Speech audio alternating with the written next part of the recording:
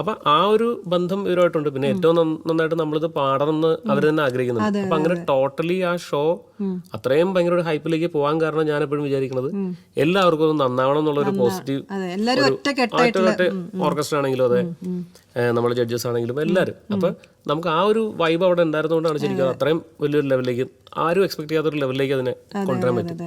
അപ്പൊ ഈ പറഞ്ഞ പോലെ ദീദിയൊക്കെ ആണെങ്കിലും ഭയങ്കര ഒരു ഫ്രണ്ട്ലിയാണ്. ദീദി ഓരോ ഷൂട്ടിന്റെ ഷെഡ്യൂളും വരുമ്പോ ചിലപ്പോൾ നമുക്ക് എല്ലാവർക്കും ഇഷ്ടം പോലെ സ്വീറ്റ്സ്, കൽക്കട്ടയിൽ അല്ലെങ്കിൽ സ്വീറ്റ്സ്, എനിക്ക് തോന്നുന്നത് രഞ്ജിനി ചേച്ചിക്കായിരുന്നു ആങ്കർ ചെയ്യുന്നത്. അപ്പം പലപ്പോഴും ചില സാരികൾ അല്ലെങ്കിൽ വള അങ്ങനെ ഫീമെയിൽ നമ്മുടെ കണ്ടസ്റ്റൻസിനും അല്ലെങ്കിൽ ആൾക്കാർക്ക് ഇപ്പൊ ഭയങ്കര ശ്രദ്ധിക്കുന്ന ആളാണ്.